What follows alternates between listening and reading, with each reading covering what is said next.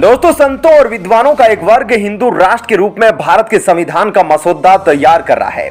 माघ मेला 2023 के दौरान आयोजित होने वाले धर्म संसद में इसे पेश किया जाएगा। इस वर्ष फरवरी में आयोजित हुए माघ मेले के दौरान भारत को अपने स्वयं के संविधान के साथ एक हिंदू राष्ट्र बनाने के लिए धर्म संसद में एक प्रस्ताव पारित किया गया था।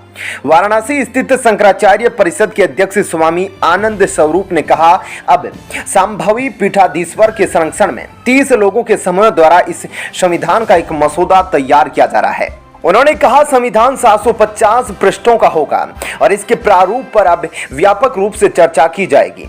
धार्मिक विद्वानों और विभिन्न क्षेत्रों के विशेषज्ञों के साथ विचार विमर्श और वाद विवाद होगा। इसी आधार पर प्रयागराज में होने वाले माघ मेला 2023 में आधा संविधान जारी किया जाएगा, जिसके लिए धर्म संसद का आयोजन किया जाएगा।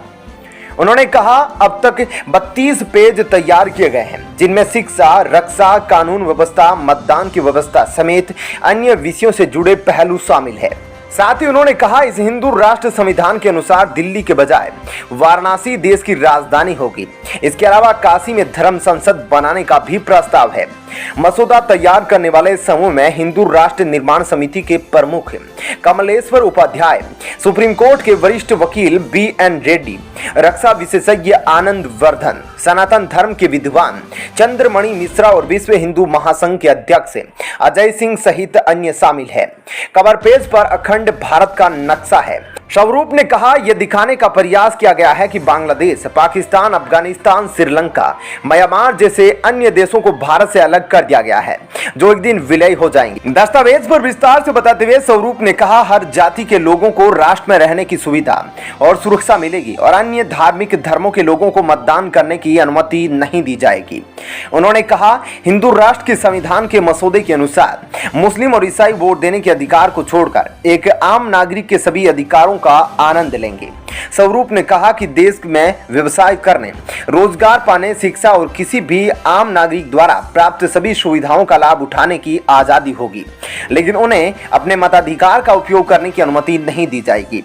स्वरूप के अनुसार नागरिकों का मतदान का अधिकार 16 वर्ष की आयु पूरी करने के बाद प्राप्त होगा, जबकि चुनाव लड़ने की आयु 25 वर्ष निर्धारित की गई है। उन्होंने कहा कि धर्म संसद के लिए कुल 543 सदस्यों का चुनाव किया जाएगा। साथ ही दंड की न्यायिक प्रणाली त्रेता और द्वापर युग पर आधारित होगी। उन्होंने कहा कि गुरुकुल प्रणाली को पुनर्जीवित किया जाएगा और आयुर्वेद, गणित, नक्षत्र, भूगर्भ, ज्योतिष आदि की शिक्षा दी जाएगी। इसके अलावा प्रत्येक नागरिक को अनिवार्य सैन्य प्रशिक्षण मिलेगा और कृषि को पूरी तरह से मुक्त किया जाएगा। आपका इस खबर पर अब क्या कहना है, कमेंट सेक्शन में जरूर बताएं। धन्यवाद।